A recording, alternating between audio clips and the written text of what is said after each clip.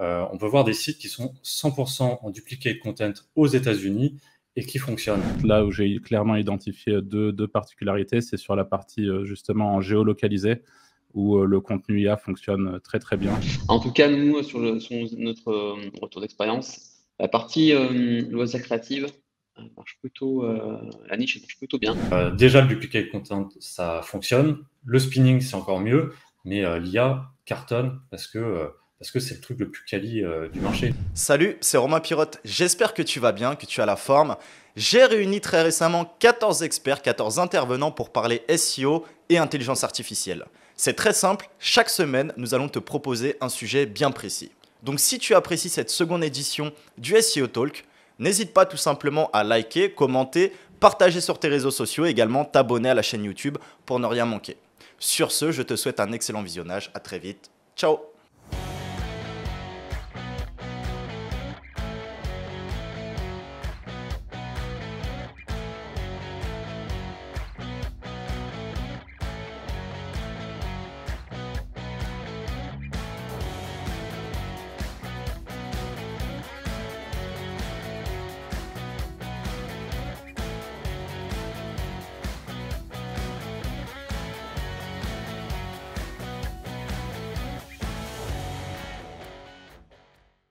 Épisode numéro 1.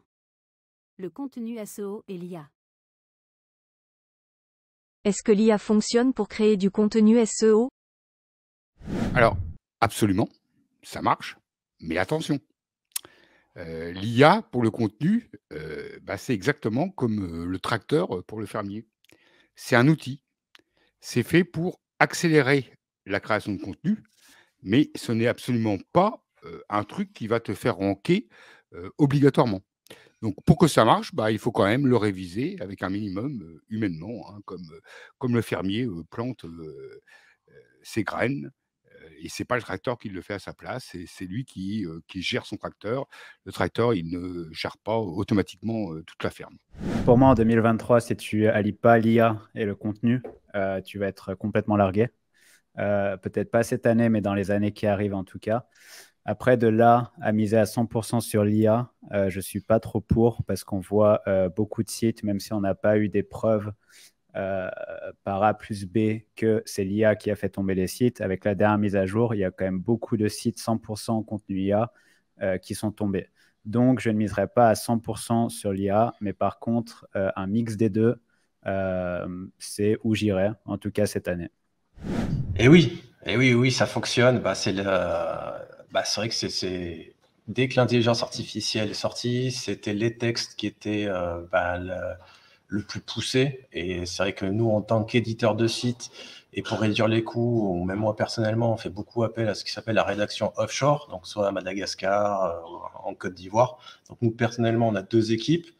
C'est des dépenses à tous les deux de 6 000 € par mois. Et c'est vrai que dès que l'IA est sortie, et surtout depuis que DaVinci 3 est sorti, et puis maintenant encore plus depuis GPT-4, quand tu compares la qualité avec la rédaction offshore, avec des plans qui sont bien structurés, des listes à puces, avec des schémas qui sont bien répartis, et en plus de ça, donc nous, ce qu'on fait avec TextBulker, c'est qu'on s'inspire également de l'ASER que Google a déjà validé comme étant des sites d'autorité.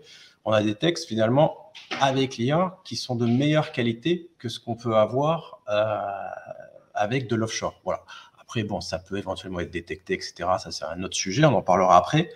Mais niveau qualité et perception et réponse à la question par rapport à un utilisateur qui vient sur le site, c'est beaucoup plus quali et tu gagnes sur 3 niveaux. À la fois la qualité du texte qui est intéressante, à la fois le coût qui est divisé quasiment par 10, et à la fois la rapidité. C'est-à-dire que quand tu es dans un projet, tu as besoin d'un texte, tu fais tes demandes à des rédacteurs, tu as le texte une semaine après. Là, avec l'IA, tu commences à faire la structure de ton site, etc. Et en parallèle, tu lances tes textes et en quelques secondes, en quelques minutes, tu as tes textes et tu peux directement finir ton site de A à Z en une journée. Alors qu'à l'inverse, si tu dois attendre après des rédacteurs, les relancer, c'est toujours un peu plus long. Donc oui, l'IA pour le SEO, ça marche, à la fois pour le besoin et à la fois pour les résultats. ça marche aussi bien, voire mieux que les contenus faits par des humains en offshore où ils brodent un petit peu sur les textes avec des répétitions et des textes avec des rallonges. Pour moi, c'est mieux. Donc ça marche. Alors oui, ça fonctionne. Ça fonctionne bien au début, en tout cas. Quand on crée des contenus IA, généralement, ils sont propres, ils sont efficaces. Si on a bien fait son travail, si on a utilisé les bons mots en plus, enfin, si on a fait le bon prompt, grosso modo, ça se positionne très bien. La situation dans le temps, après, a tendance souvent à se dégrader un petit peu et on a des pertes de position. On s'en rend compte maintenant au bout de quelques mois. C'était le cas pour GPT-2, pour GPT-3. On ne sait pas encore pour ChatGPT vraiment ce qu'il en sera, mais on note que sur les précédents, on avait des pertes de position au bout de 6, 7, 8 mois, donc ça va être un petit peu la surprise pour les prochains. Mais ça marche en tout cas dans un premier temps, quoi qu'il arrive. Ça fonctionne. Moi, déjà, ce serait ça la définition qu'il faudrait donner. Donc, selon moi, ça fonctionne. J'ai plusieurs définitions. La première définition, quand ça fonctionne, il faut que ça s'indexe et que ça prenne des mots-clés. Pour ça, oui, ça fonctionne. Maintenant, on n'a pas assez de recul sur le temps, parce qu'il y a plusieurs updates Google, pour voir si, ou Bing d'ailleurs, hein, pour voir comment ils vont détecter les choses et est-ce qu'ils vont laisser les contenus bruts en ligne ou pas. Moi, selon mes tests, j'ai quelques soucis dans le temps, au bout de 6 à 8 mois aujourd'hui. Mais ça reste des premiers tests. Ça dépend. C'est un peu la réponse du SEO, mais ça va vraiment dépendre de ce qu'on souhaite faire, de ce qu'on souhaite positionner, sur quelle niche. Est-ce qu'on se trouve? Est-ce qu'on travaille en e-commerce? Est-ce qu'on travaille en géolocalisé? Est-ce qu'on travaille sur de l'informationnel? Ça dépend, mais oui, j'aurais tendance à dire que l'intelligence artificielle est tout à fait capable de se positionner et donc que ça fonctionne. Oui, ben ça fonctionne. J'ai vraiment l'impression d'être retourné un peu dans les années, 2000, où c'était une énorme opportunité quand tu lançais un business et d'arriver, c'était le marché du SEO était tout nouveau. Et là aujourd'hui, avec les contenus, je vois qu'il y a vraiment une énorme opportunité et ça rend que sans souci. Et le gros avantage que je vois ici, c'est vraiment que tu puisses tester.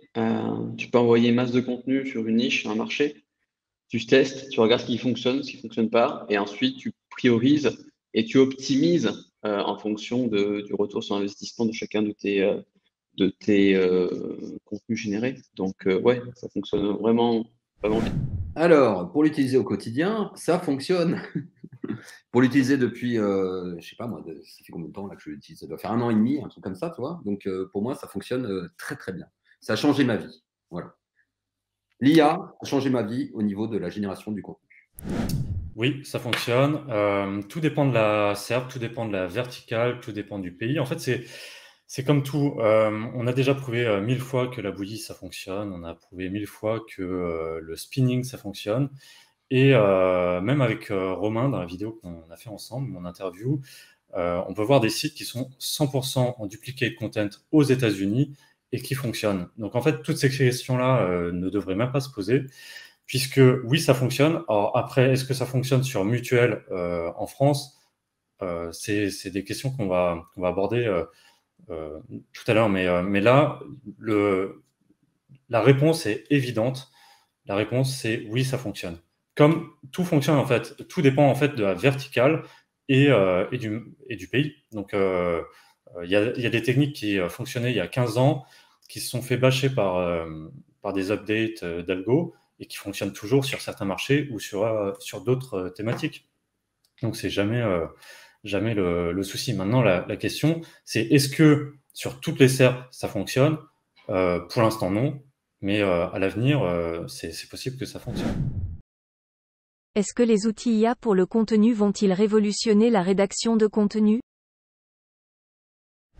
Ça va changer complètement les manières de faire, soit de manière un peu black hat, complètement automatique, en générant du contenu comme ça à la volée, soit vraiment en aide à la rédaction pour poser des questions, pour faire du ping-pong avec et améliorer la qualité des contenus, ou traiter d'une thématique dont le rédacteur n'est pas forcément spécialiste. Là encore, je vais faire une réponse de SEO. Je veux dire, ça dépend. Alors, pour moi, l'outil, c'est juste une surcouche de l'IA, de GPT, qui peut encore faire gagner plus de temps que GPT en lui-même, puisque par exemple, la plupart des outils proposent par exemple le push WordPress, la création d'images à la une automatique, etc. Donc, dans les automatisations, oui.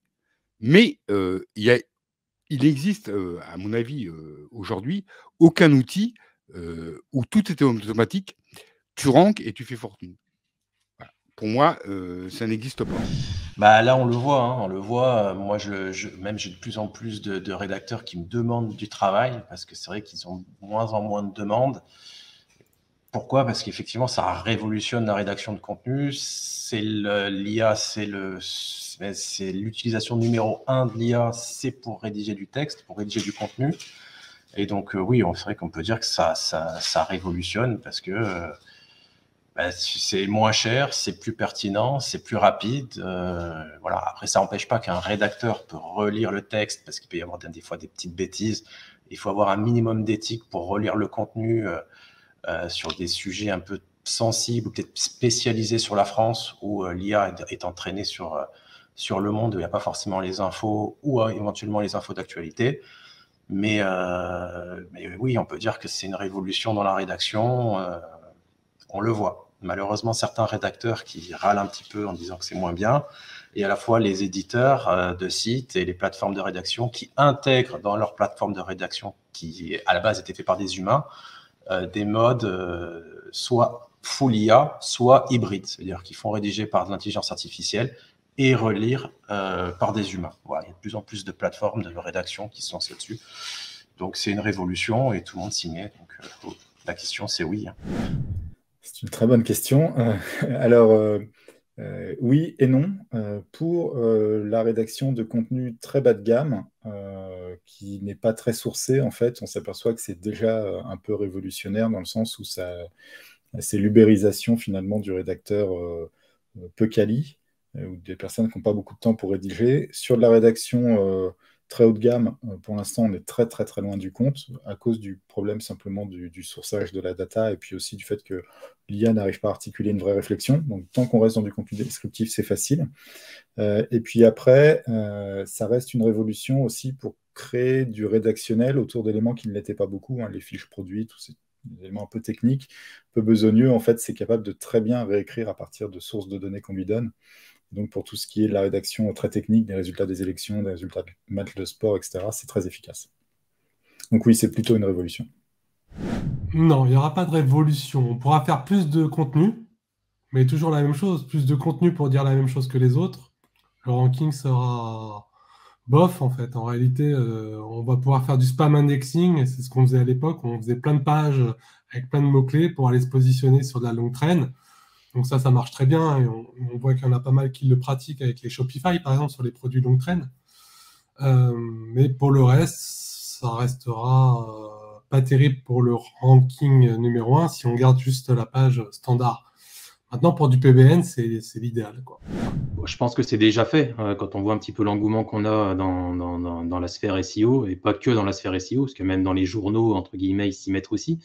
Mais il faut bien prendre ça, pour moi, comme une aide plus qu'un remplacement pour le vrai contenu, on va dire, quoi. Moi, je considère que c'est déjà le cas. Les outils IA ont déjà révolutionné la rédaction de contenu. En tout cas, au sein de mon business, c'est déjà le cas depuis de nombreux mois. Ne serait-ce qu'un outil comme ChatGPT, par exemple, sans parler forcément de ce qu'il va être capable de produire en tant que contenu. C'est absolument incroyable ce que permet de faire ChatGPT aujourd'hui pour quelqu'un dont le métier est de rédiger. Moi, dans mon équipe, j'ai plusieurs rédacteurs que j'ai formés à l'utilisation de l'IA. Et en l'occurrence, les outils permettent d'accélérer considérablement la production de contenu de qualité. Oui. Et on voit que ça le fait déjà, puisque dans certaines rédactions, que ce soit françaises ou américaines, on commence déjà à se délester de certains journalistes ou rédacteurs pour pouvoir intégrer du chat GPT ou de l'intelligence artificielle, même autre. Donc oui, c'est en train de révolutionner déjà. Oui. Bah, tu vois, alors, que ce soit le contenu ici SEO ou le contenu au sens large, même chez les journalistes, ça va être une véritable révolution. Aujourd'hui, les journalistes vont être plus, je pense, amenés à être reporters et moins producteurs de contenu, puisqu'en fait, ça va pouvoir être automatisé via l'IA. Donc, on va arriver sur des contenus assez standardisés. Et de toute façon, les contenus qu'on a dans les journaux sont assez standardisés.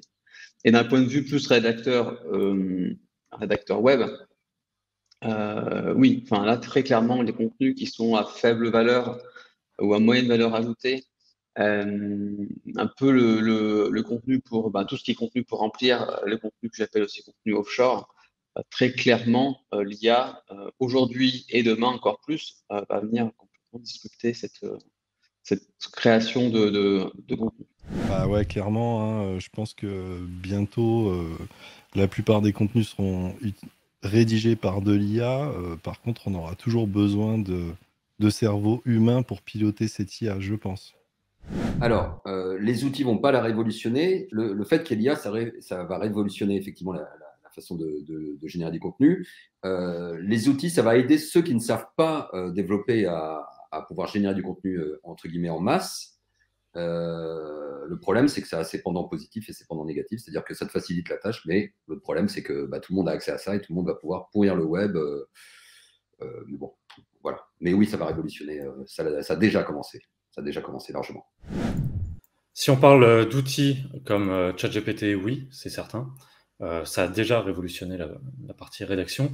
Si on parle des outils qui avaient été créés depuis 2 ans, notamment sur le marché français, mais on va dire Jasper, Perroquet, SEO TXL, etc. Là-dessus, je pense juste que ça avance largement moins vite que ChatGPT et que ChatGPT déjà en version 4 est tellement quali que ça relaie tous ces outils-là à un second rang, mais quand ça va atteindre GPT-5 ou GPT-6, on ne peut pas suivre la progression qui est folle de ChatGPT. Donc moi, je suis 100% certain que ChatGPT est un outil qui va révolutionner Internet, puis révolutionner nos vies.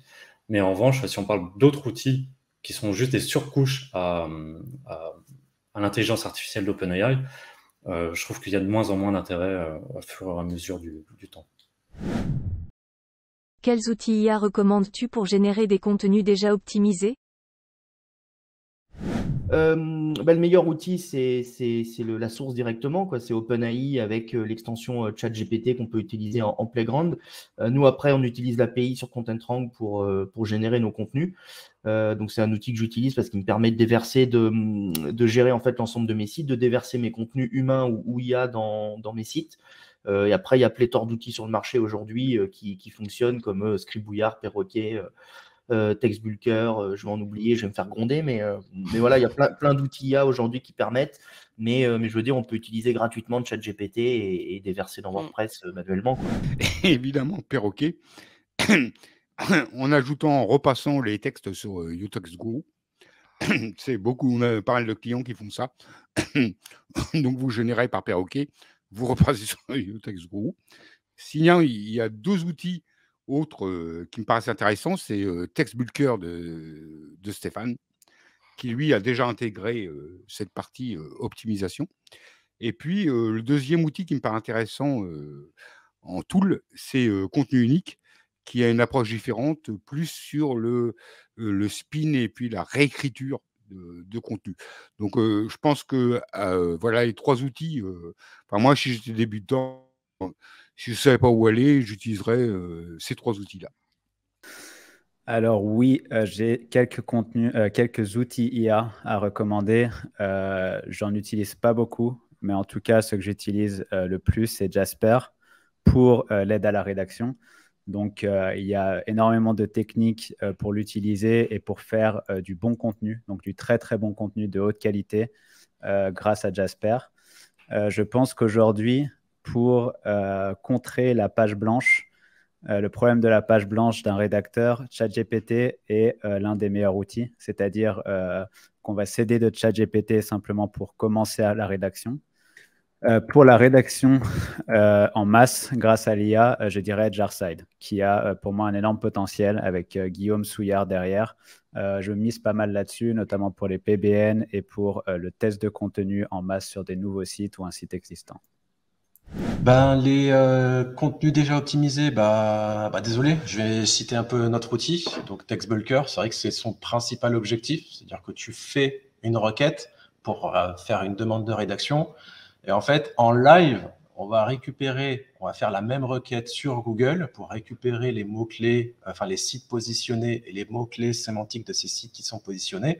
Et on va les réintégrer dans les textes avec différents allers-retours, correction de texte, correction de tournure qui ne vont pas, modification de plan, pour avoir finalement en un seul coup, c'est-à-dire en une seule demande, faire gagner du temps à l'utilisateur pour avoir déjà un texte optimisé au niveau du SEO par rapport au fait que on récupère en live le texte. Voilà, c'est pas juste le call, on fait différents allers-retours pour déjà optimiser ça. Après, si vous voulez optimiser davantage, parce que l'outil n'est pas parfait, il y a des outils comme 1.fr, Utext Guru, où vous pouvez après, une fois que vous avez votre texte optimisé de cette façon, repasser avec l'humain pour ajouter éventuellement les quelques mots-clés en fonction de vos préférences pour les optimiser. Voilà. Alors, si on sous-entend optimiser pour les moteurs de recherche, hein, j'imagine, aujourd'hui, quand on utilise brut de décoffrage, GPT XYZ, hein, que ce soit le 3 ou le 4, qu'on utilise ChatGPT ou équivalent, c'est pas du tout optimisé. Pourquoi? Parce que ça écrit comme un être humain et en fait, donc c'est autant optimisé qu'un être humain pourrait le faire. Donc après, il faut des outils pour optimiser. Il en existe plusieurs sur le marché. Donc moi, je pense que le meilleur, c'est bien sûr Your-Text Guru, avec ses fonctions d'optimisation et de rédaction, mais il y en a plein d'autres, dont certains qui utilisent la data Your-Text Guru d'ailleurs. Je vais quand même en citer quelques-uns, parce qu'en France, c'est très dynamique. Perroquet, Clister, Le Scribouillard, TextBulker, hein, tout ça sont des outils qui génèrent des contenus plus ou moins optimisés avec leurs propres algos d'optimisation ou avec ceux des autres, mais en tout cas, voilà, il y a des outils qui font ça. J'en ai listé un peu plus que 3, mais j'en ai fait, voilà, il y en a pas mal sur le marché. Alors, moi, j'arrive à me faire mes prompts, donc j'utilise OpenAI directement. Maintenant, j'utilise aussi les autres outils sur le marché et je trouve que TextBulker est aujourd'hui celui qui s'en sort le mieux en termes de contenu rendu brut, c'est-à-dire sans retouche derrière, sans rien.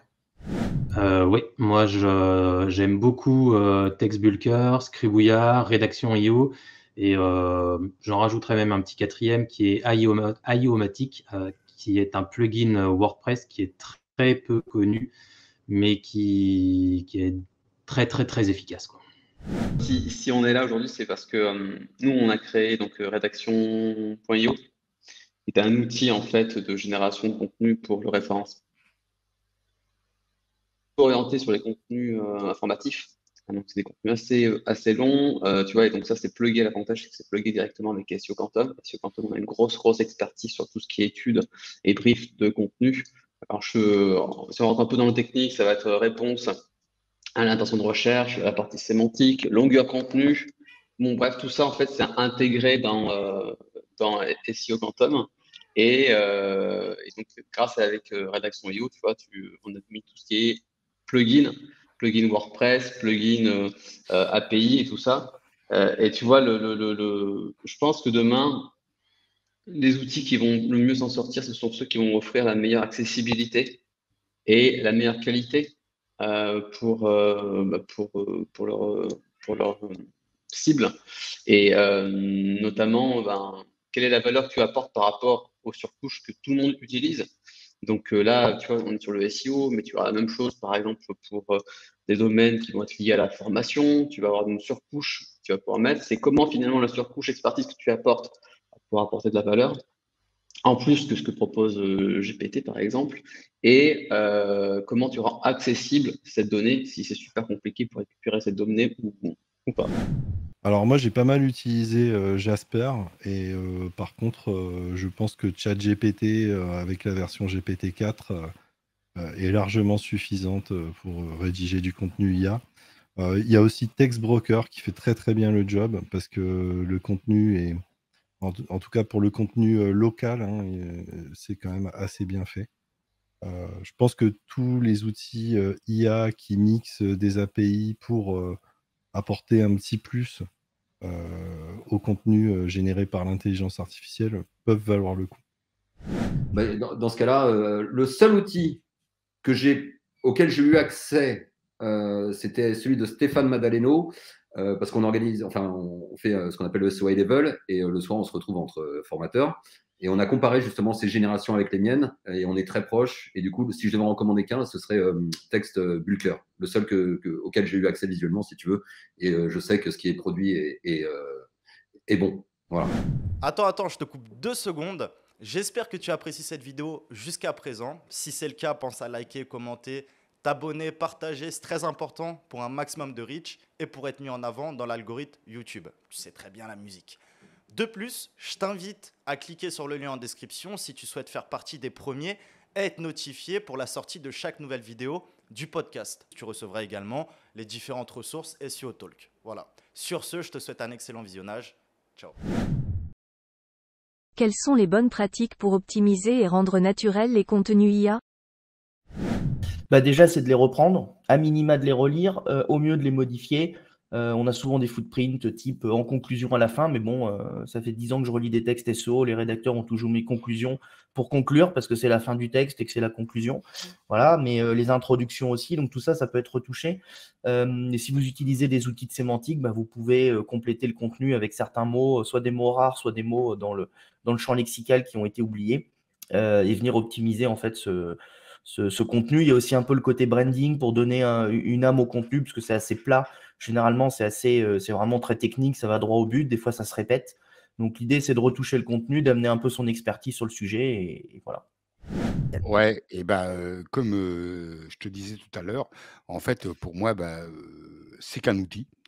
Donc, la génération par IA, la relecture me paraît indispensable.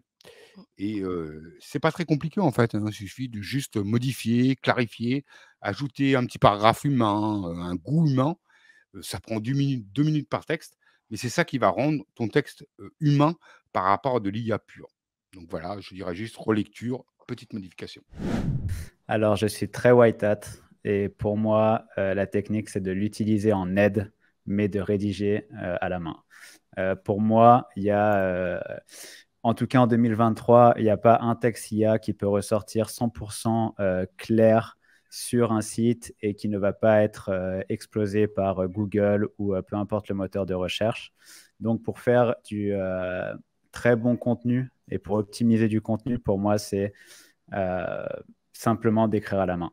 Aider, s'aider pour la structure, s'aider pour commencer des paragraphes, mais voilà, écrire à la main. Alors, c'est 2 questions différentes, hein. Pour optimiser, c'est comme quand on optimise les contenus écrits par un être humain, c'est l'emploi du vocabulaire qui est attendu par Google. Donc, c'est utiliser les bons mots aux bons endroits dans les bons contextes. Et donc là, il faut utiliser un outil d'optimisation et prendre en entrée du process de rédaction les mots qui sont proposés. Après, pour rendre naturel, plus humain les contenus IA, ça c'est beaucoup plus compliqué. Aujourd'hui, on ne sait pas bien le faire, hein. C'est pour ça que les contenus IA se détectent assez facilement dans l'absolu. Mais l'utilisation de certaines conjonctions de coordination de manière abusive, etc., c'est ce qui fait les empreintes, ou un vocabulaire trop précieux parfois, c'est ce qui fait l'empreinte de l'IA. Et donc, il faut passer... faut faire passer un humain rapidement, en fait, ou il faut interdire certains mots à l'IA, typiquement pour que ça puisse être plus naturel. Une relecture par un humain, c'est super efficace, hein. Il faut juste dire à l'humain, attention, si tu as l'impression que l'IA te parle comme un vieux prof, il y a des modifs à faire. Voilà, c'est un peu l'idée. Mais il n'y a pas de très très bonne pratique aujourd'hui, à part interdire certaines tournures de phrases, en fait. Pour ça, les prompts dans lesquels on donne un rôle à l'IA pour rédiger sont très efficaces. Si on dit à ChatGPT d'écrire comme un adolescent, par exemple, il y aura des tournures de phrases qui sont très différentes de si on lui dit d'écrire comme un journaliste ou comme un écrivain. Donc ça fait partie des astuces, mais ça ne suffit pas généralement.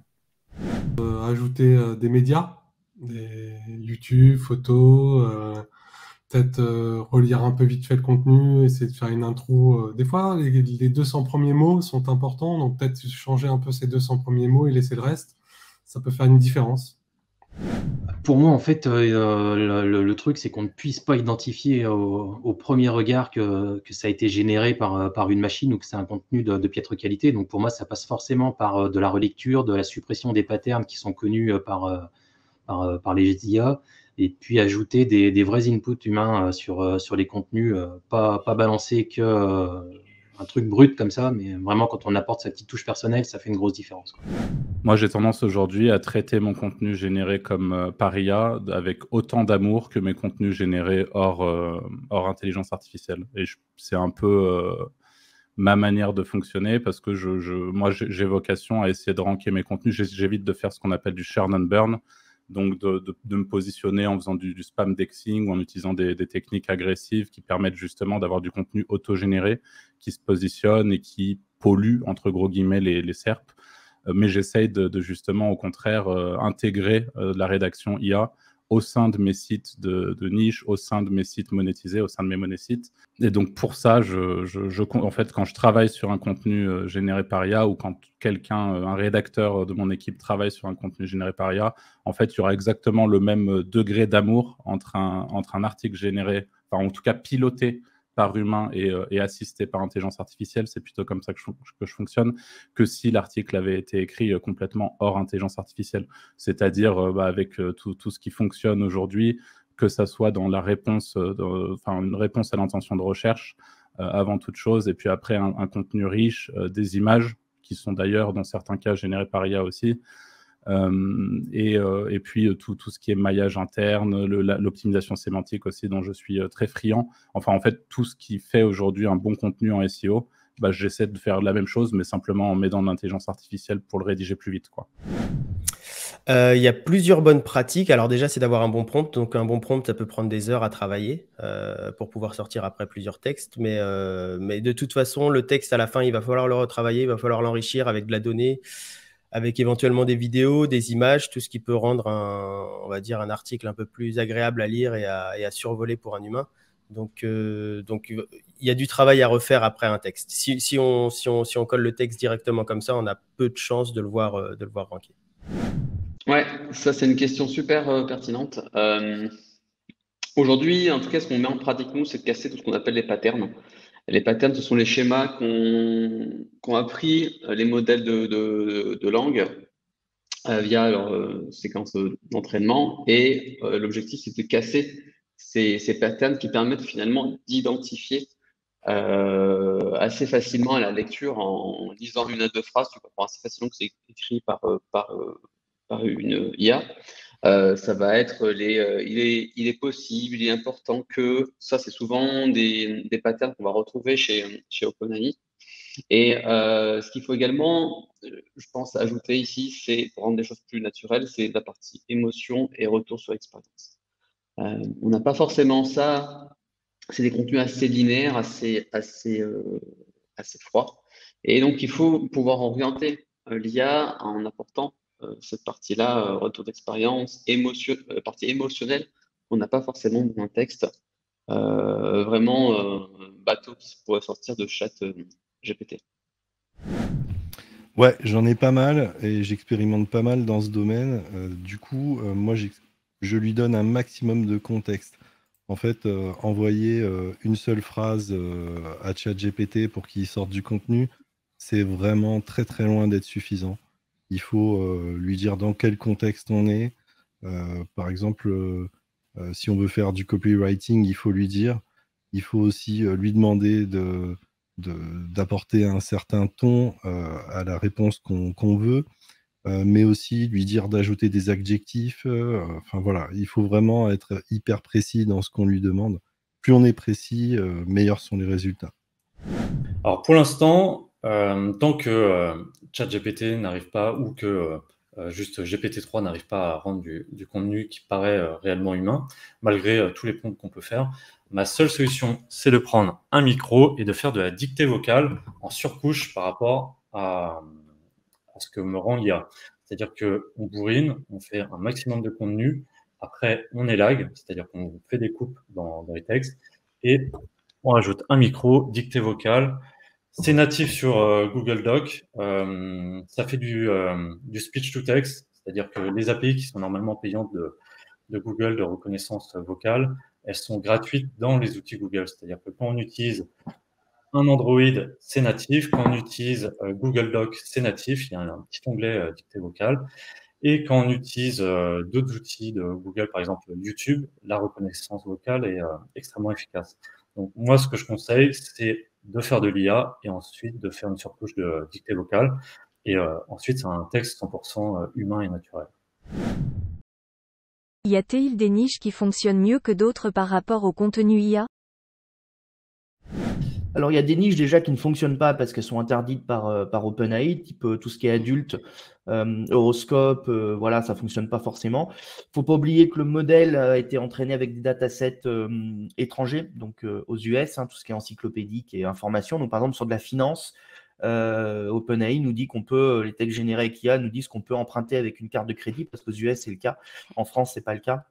Notamment sur les casinos en ligne, ce n'est pas toujours les mêmes noms, les mêmes modes de jeu. Donc, il y a des thémas comme ça où il ne sait pas, mais typiquement, repeindre la chambre de bébé ou comment choisir tel ou tel coloris pour tel sujet, il sait parfaitement répondre parce que la culture fait que les deux langues sont identiques.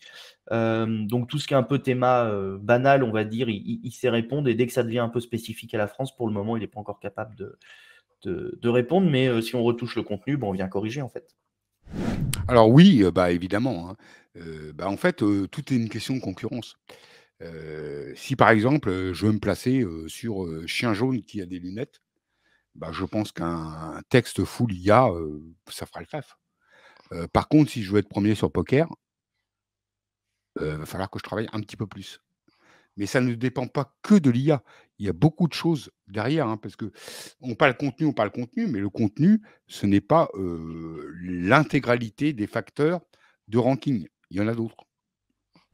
Alors, sans avoir testé sur des sites, je dirais qu'il y a des niches qui marchent beaucoup mieux que d'autres, notamment tout ce qui est nutrition, recettes, création de meal plans, tout ce qui est du contenu, voilà, nutrition, ça marche à 100%.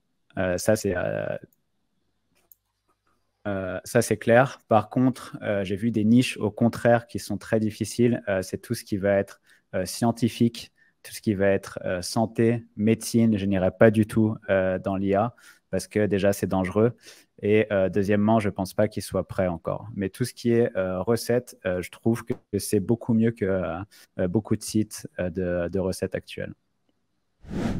Alors moi j'ai lancé un petit peu toutes les thématiques. C'est vrai que là où j'ai un peu de difficulté, c'est tout ce qui est crédit, enfin finalement thématique ultra concurrentielle. Le local, ça fonctionne, je dirais que c'est ce qui fonctionne le mieux. Voilà, tout ce qui est texte local. Et puis si on arrive à intégrer le nom des entreprises avec le vrai nom d'entreprise qu'il y a sur Google My Business, enfin Google Maps, son numéro de téléphone, son adresse exacte, Google adore ça et arrive, même s'il n'y a pas de backlink, arrive à comprendre que le texte parle du coup d'un métier local et qu'en plus, il y a des vraies entreprises qui sont dessus. Ça, il comprend parfaitement bien et c'est vrai que c'est là où j'ai les meilleurs résultats. Sans trop de backlink, les sites se positionnent assez facilement avec ce genre de texte. Par contre, des textes assez génériques mais c'est vrai que moi, je travaille beaucoup sur tout ce qui est crédit, assurance. J'ai un peu plus de mal sur les requêtes vraiment business. Mais avec du texte humain, c'est un peu la même chose. Voilà, l'IA fait pas de miracle.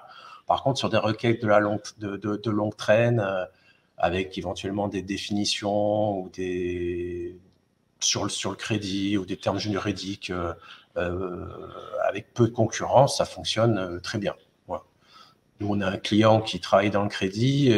Il y a tout un tas de termes, des fois, voilà, les intérêts composés, les amortissements, le réméré. Tout ça, c'est des termes où les gens, des fois, ils le trouvent. Et du coup, il a fait un dictionnaire sur son site de termes juridiques où, au sein de ses contenus, des articles de blog, etc., il va rajouter des encres qui vont rediriger vers ce lexique.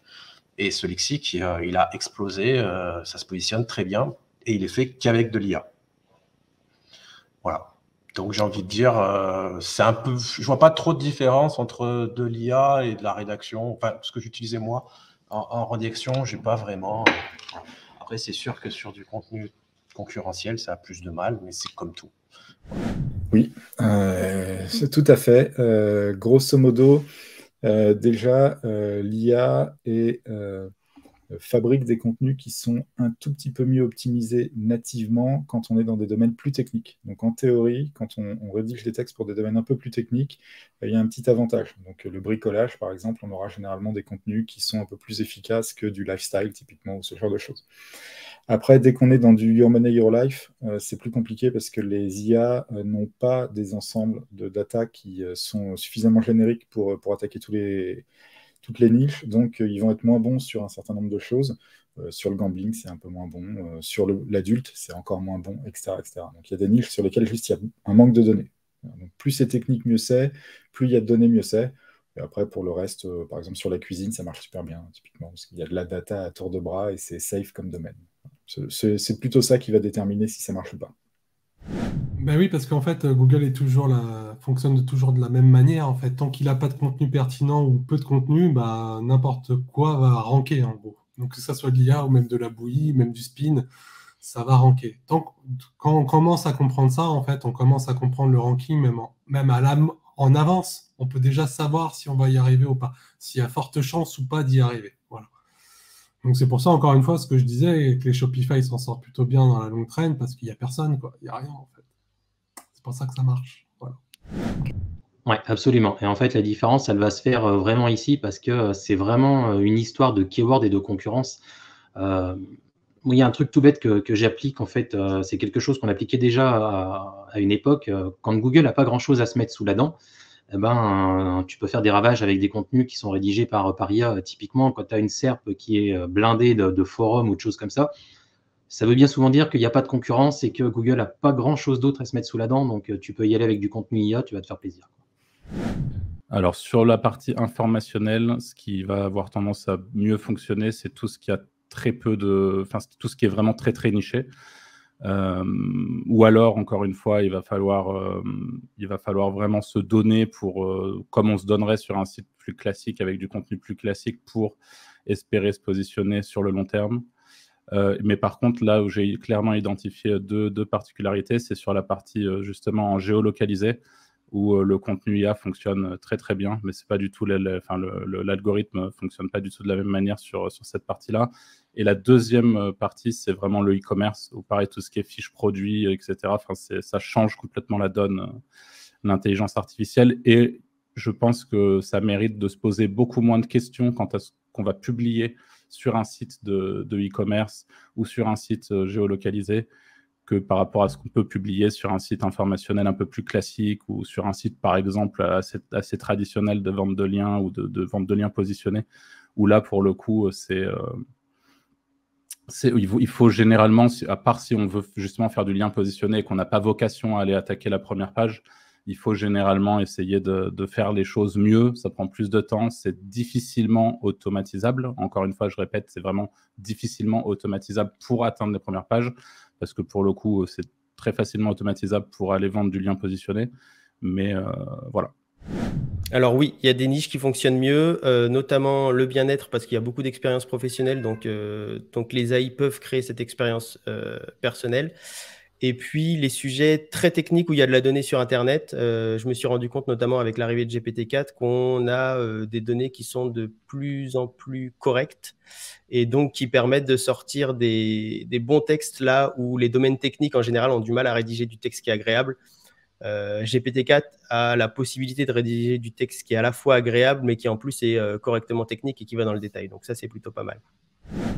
Alors, je n'ai pas testé toutes les niches sur le marché. En tout cas, nous, sur notre retour d'expérience, la partie loisirs créatifs marche plutôt, la niche marche plutôt bien.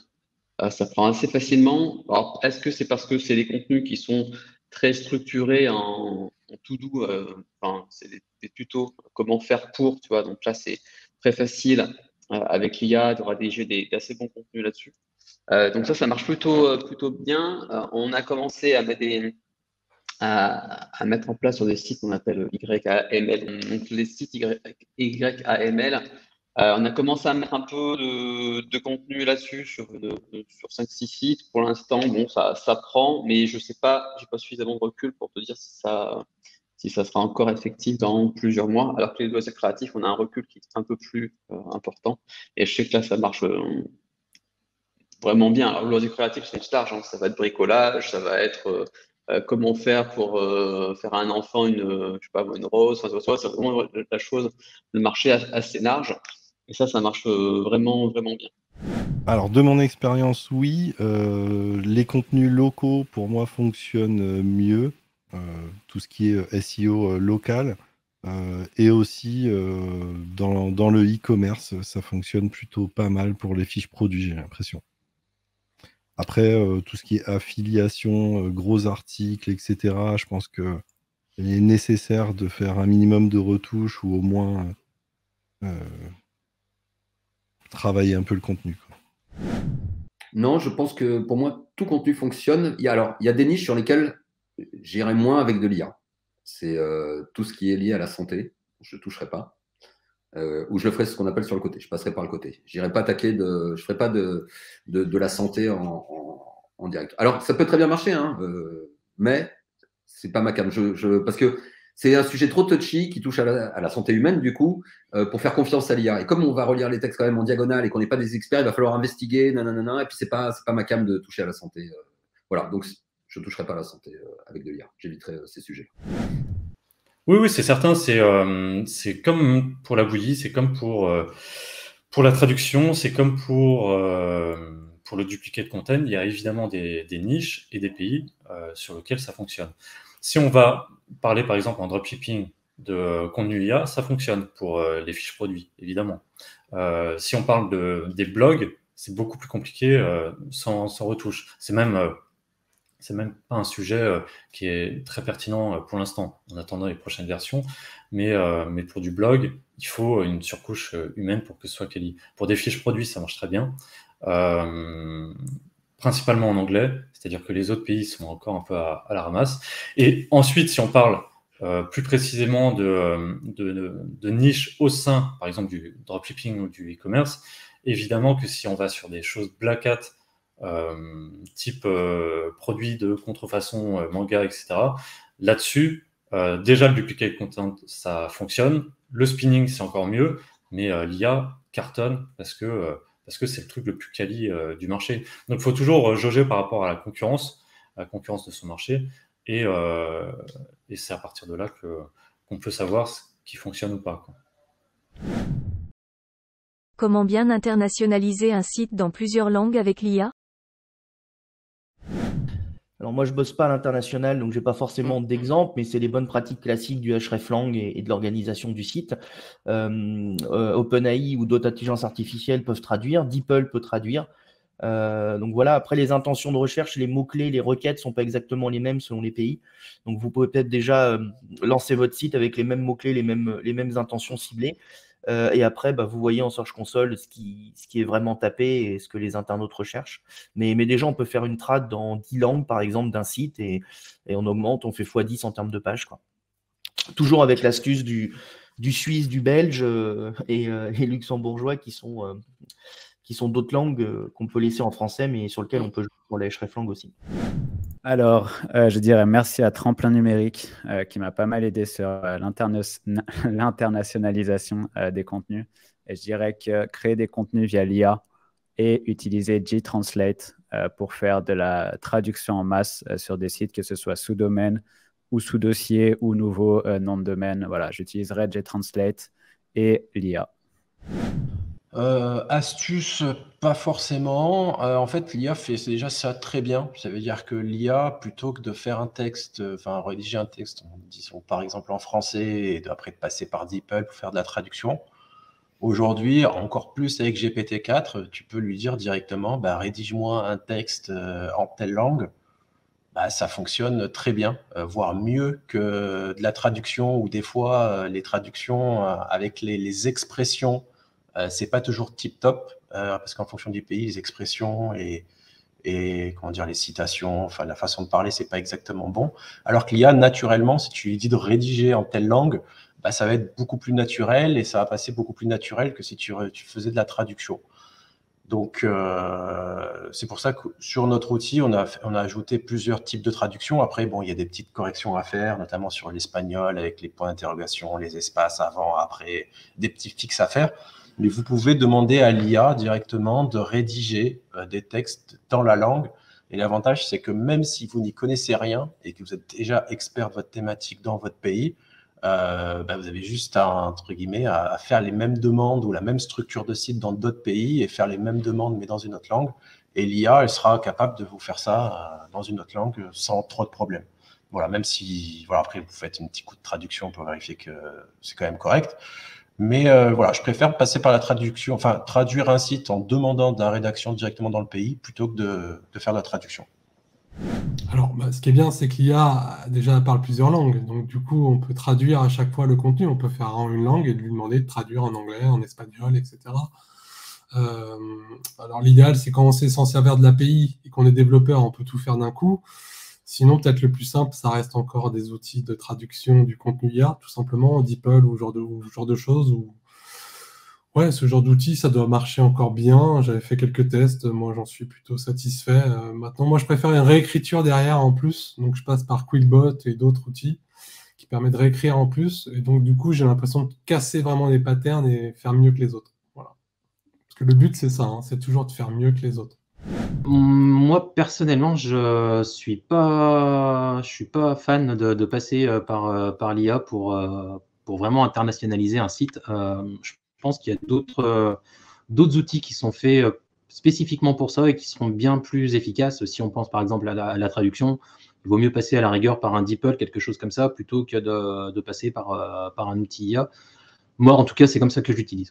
Grâce à l'IA, pas spécialement. Moi, j'utilise aujourd'hui l'IA, par exemple, de la même manière sur mes contenus français que sur mes contenus étrangers. Et si, par exemple, je vais rédiger un contenu en italien en mettant de l'intelligence artificielle, il va être forcément, pour le coup, un peu plus automatisé parce que je ne comprends rien à l'italien. Donc, je vais faire confiance et je vais prendre un proofreader derrière pour avoir une certaine qualité dans ce que je produis quand même.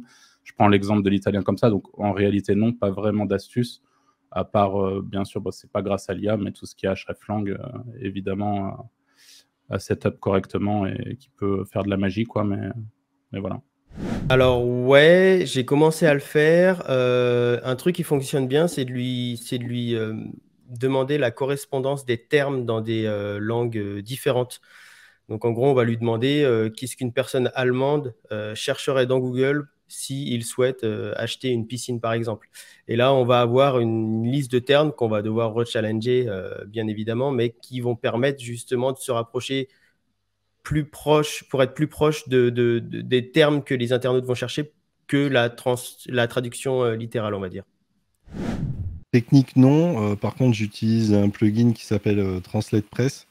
C'est-à-dire que je rédige un maximum de contenu en français ou je pars de l'anglais. Et ensuite, je traduis ce texte avec TranslatePress. C'est pas ce qu'il y a de plus optimal. C'est ma méthode à moi, mais ça fonctionne plutôt pas mal. J'ai pas d'astuce. La seule astuce que je pourrais donner, c'est fais ton site dans ta langue principale et derrière, traduis-le avec DeepL, avec l'API DeepL, qui est magnifique. Donc, alors en termes de coût, je sais pas lequel est le plus cher. Moi, j'utilise DeepL en fait, donc je trouve que c'est pas cher en fait. Donc pour internationaliser, le seul truc, c'est de passer par l'API DeepL, quoi. Et puis après, évidemment, tu te colles un WordPress avec les plugins qui vont bien et voilà. Mais pour moi, ce serait, je ne conseillerais que DeepL pour la trad. Moi, j'utilise peu l'IA pour l'instant pour l'internationalisation, c'est-à-dire que tous ceux qui me connaissent le savent, moi c'est mon obsession, l'internationalisation, et j'ai développé plein de techniques moi-même pour traduire de façon illimitée, gratuite, en utilisant tout un tas de failles, et en gardant le HTML. Donc au quotidien, moi ce que je fais, c'est de la traduction, mais j'utilise peu l'IA pour la partie traduction, c'est-à-dire que généralement je génère en anglais, et ensuite je fais de la traduction dans les autres pays, puisque pour l'instant, avec GPT-3 directement sur OpenAI, sans parler de ChatGPT, mais GPT-3, les contenus dans les langues moi qui m'intéressent, c'est-à-dire les pays de l'Est et tout ce qui est Scandinavie, les contenus sont catastrophiques. Donc la seule solution pour l'instant que j'ai, c'est de faire des textes en anglais et ensuite de faire de la traduction, que ce soit avec DeepL ou Google Translate. Et là-dessus, on a des choses méga quali. Mais en pure création sur des marchés lointains, on va dire, c'est pour l'instant catastrophique. ChatGPT commence à rendre des choses intéressantes en GPT-4 et sans doute qu'en GPT-5, ce sera beaucoup plus quali. Mais il y a une avance sur l'anglais qui est folle par rapport aux autres langues. Même en français, je passe généralement par l'anglais et ensuite je fais du DeepL ou Google Translate sur ça. Peut-on ranker sur du long terme avec de l'IA non retouchée? Alors, est-ce qu'on peut? Oui, forcément, il y a des cas où ça va fonctionner, hein, voilà, même si du non retouché, ça a un peu de mal à vraiment venir chercher de la position. Alors, soit parce que le texte est un peu plat, soit parce que le learning to rank fait que l'internaute, il aime pas trop le texte, on envoie des mauvais signaux. Mais sur des stratégies Black Hat, clairement, on peut générer des sites. Après, il y a d'autres facteurs, notamment est-ce que c'est un domaine expiré ou c'est un domaine neuf et combien de contenu on remonte. C'est-à-dire qu'il y a un volume de contenu qui fait que de toute façon, on passe dans un mode spam à un moment donné. Mais sur des petits volumes de 40-50 contenus, j'ai des sites qui tiennent et qui se positionnent, voilà, en prenant en compte tous les paramètres, hein, c'est de l'IA, mais poussé avec combien de backlinks, comment est fait le maillage interne, c'est quoi la structure du site, visuellement à quoi il ressemble.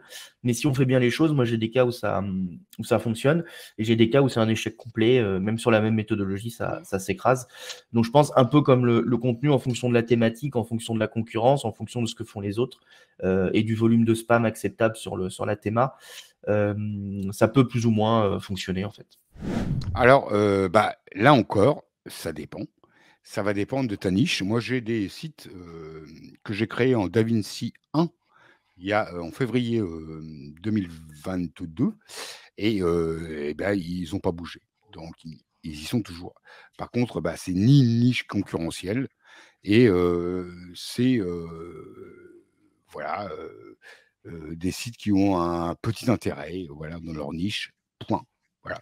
Par contre, moi, je pense que le principal truc, c'est est-ce que ton contenu, il est intéressant pour l'utilisateur ou pas. Voilà.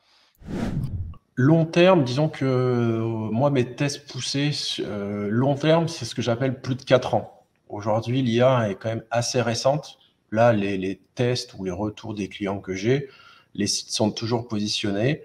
Il y a certains sites qui se prennent des baisses, mais c'est pas forcément, pour moi, pour l'IA, c'est d'autres critères. La mise à jour du site, le contenu, le site de façon globale qui est de mauvaise qualité. Et la mise à jour Google, effectivement, il y a certaines personnes qui ont dit, voilà, j'ai fait un site avec l'IA, fait un peu n'importe comment, avec peut-être un manque de preuve d'autorité, avec une thématique qui est un petit peu borderline ou un peu trop business, avec des termes toujours meilleurs, pas cher, etc. Et forcément, si derrière, il n'y a pas l'interaction utilisateur, il n'y a pas le CTR, il n'y a pas éventuellement les réseaux sociaux, ça peut tomber. Mais ce n'est pas forcément l'IA. Ça peut être, j'ai le même cas, on a un outil, nous, qui s'appelle Alloscan, qui permet de checker les positions des sites sur des millions de SERP. À la mise à jour Google, on voit des sites qui tombent. Au même moment où certains ont dit que les sites ont perdu des positions alors qu'ils ont de l'IA, mais ce n'est pas forcément l'IA. Il y a d'autres sites faits avec du contenu humain qui tombent aussi. Voilà, il n'y a pas que le contenu qui joue, il y a aussi l'aspect général du site et l'interaction utilisateur, parce que Google traque tout ça avec Chrome et avec Android. Voilà, donc il faut faire quelque chose de bien au global et pas uniquement les textes. Alors, mon expérience pour l'instant, c'est que non. Si on prend un seul modèle d'IA, par exemple, si on prend GPT-3 ou GPT-4 tout seul, qu'on fait des textes, aujourd'hui, mon sentiment, c'est qu'on ne peut pas. Sur GPT-3, je suis sûr que sur le long terme, ça baisse. Sur GPT-4, pour l'instant, on ne le sait pas. Mais j'ai l'impression que non. Et donc, il faut ou retoucher par un être humain, ou mélanger plusieurs modèles, ou utiliser une source de données externe pour améliorer les choses, un outil d'optimisation, par exemple, qui va fournir des mots supplémentaires. Mais en tout cas, il faut forcément retoucher. Ranker sur le long terme avec du contenu IA, non retouché surtout. Pour moi, c'est pour l'instant très compliqué, parce que de mes propres observations, ce que je vois, c'est très souvent un site avec des contenus IA va décoller, il va avoir un petit plateau, et ensuite il va s'effondrer au bout de quelques mois. Donc clairement, pour l'instant, pour vraiment ranker avec du contenu 100% IA non retouché, etc., ça voudrait dire même sans surcouche ni quoi que ce soit, c'est très compliqué, sauf si on en revient à ce que je disais tout à l'heure, on n'a pas de concurrence, si on a un site avec une grosse autorité, etc. Là, enfin, peut-être, mais ça reste compliqué pour moi actuellement. Alors, moi, d'emblée, j'aurais tendance à dire que non, ou en tout cas, ça va être compliqué. Mais la réalité, c'est qu'il y a certaines personnes qui y arrivent. Donc, encore une fois, ça va vraiment dépendre, je pense, de la niche de marché, de la concurrence, enfin, de beaucoup de choses.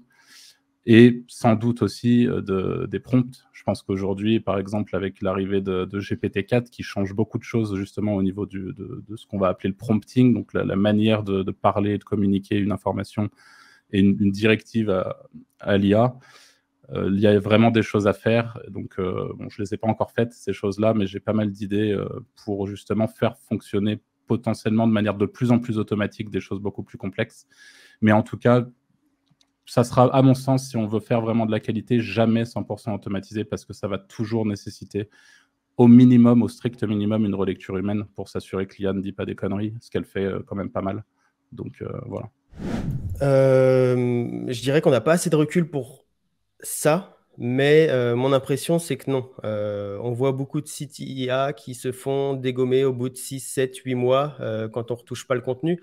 Donc GPT-4, c'est encore un niveau au-dessus. Va falloir voir s'il y a peut-être des personnes qui vont réussir à le faire sur le long terme, mais mon sentiment, c'est que non.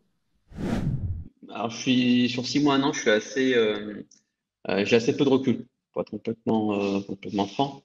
De toute façon, les modèles qu'on a actuellement, ben, ils sont sortis il y a moins de 6 mois, 1 an.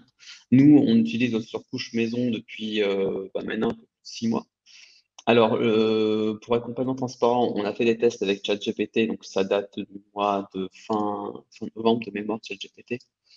Ça a du mal, dans certains cas, dans certaines thématiques, on a testé sur plusieurs thématiques, à tenir sur le long terme. Toute chose est relative. A contrario, on a des contenus, nous, qui sont produits par Rédaction.io, donc des contenus qui répondent à l'intention de recherche, des contenus qui respectent la sémantique, la bonne longueur de contenu. Des contenus qui sont non retouchés. On a des contenus, justement, dans la partie logiciel créatif, qui sont en place. On a commencé nos tests il y a un peu plus de 6 mois, qui sont en place en position 0. Par exemple, on a des positions 0 depuis 6 mois, avec des contenus non retouchés et qui ne bougent pas. Donc voilà, c'est vrai il y a toute une hype sur. Tu peux voir ça sur Twitter. Ouais, les contenus IA non retouchés, ça rentre pas, ça tient pas, vous allez voir au bout de 4-5 mois. Moi, je suis pas du tout d'accord avec ça parce que d'expérience, nous, ça tient. Après, c'est toujours ouvert à débat parce que ça dépend du secteur d'activité, ça dépend de l'intention de recherche, ça dépend de plein de choses. En tout cas, et voilà, nous, on a vu sur les contenus longs, je te parle vraiment des contenus longs qui font plus de 600, 700, 800 mots, on en a qui tiennent même très bien. Après, ce qui est plus facile aujourd'hui, une recours en tout cas, ça serait des contenus courts. Je parle des contenus courts. Ça va être les contenus, par exemple, sur les catégories des fiches des e-commerçants. Ces contenus courts-là, d'expérience sur deux sites qu'on a pu sortir, ont d'expérience moins tendance à se faire shooter que les contenus qui sont plus longs. Alors, est-ce que parce que les patterns sont plus difficilement identifiables dans un contenu qui est très court versus des contenus qui font 600 et plus mots, tu vois, je ne saurais pas trop dire, mais en tout cas, les contenus, contenus IA non retouchés peuvent-ils ranker sur le long terme? Ma réponse est oui. Bah ouais, puisque j'ai des sites qui rankent depuis plus d'1 an maintenant, qui n'ont pas bougé avec du contenu full IA. Alors, il y a des débats là-dessus. Alors, pour l'avoir fait, en fait, sur des sites clients, c'est-à-dire que même sur des sites clients, j'ai généré avec de l'IA des pages. Alors, les pages que j'ai générées pour les sites clients, c'est souvent des pages liées aux villes. Tu sais, avant, on faisait des spins. Mais là, j'ai généré des contenus avec l'IA et ça tient depuis plus d'1 an. Donc, quand on me dit que ça se casse la gueule, en fait, pour moi, que l'IA se casse la gueule au bout d'un certain nombre de mois, que c'est la faute de l'IA. Tu sais, l'IA, c'est le coupable idéal. Hein. Après les backlinks, on avait les backlinks avant, c'était le coupable idéal. Et quand tu creusais, bah, c'était jamais le backlink, le problème. Et là, c'est pareil. L'IA, c'est le coupable idéal, mais quand tu creuses, c'est pas l'IA. C'est quoi ton site de merde, en fait? Tu t'es positionné sur 48 mots-clés et après tu es tombé à 2 mots-clés et tu dis je me suis pris une truc. Non, tu n'as rien eu. Tu as eu une prime de fraîcheur peut-être parce que au début, il t'a laissé rentrer sur des mots-clés à la con qui servent à rien, qui n'ont aucune concurrence et tu as l'impression que ta courbe elle est bien parce que tu te fies à des courbes de merde qui ne sont pas les bonnes courbes. Hein. Il ne faut pas se fier à la courbe de SEMrush des mots-clés. Il faut regarder le trafic. Bon, il y a d'autres outils. Alors, non retoucher. Moi, en fait, comme je t'ai dit, moi, j'ai une technique pour la retoucher de façon automatique. Je génère mes contenus avec l'IA, mais je la retouche aussi de façon auto. Et même en la retouchant de façon auto, derrière, on retouche aussi à la mano s'il faut, selon la typologie du site. Si le site, c'est un site auquel on donne de l'amour, auquel on veut vraiment, tu sais, c'est encore 2 écoles. Hein. Il y a des gens qui génèrent des centaines de sites, ou des milliers de sites, ou des millions de sites. Moi, je suis d'une autre école, j'en génère moins, mais qui vont rapporter plus. Donc, je suis obligé de leur donner un peu plus d'amour. C'est 2 écoles.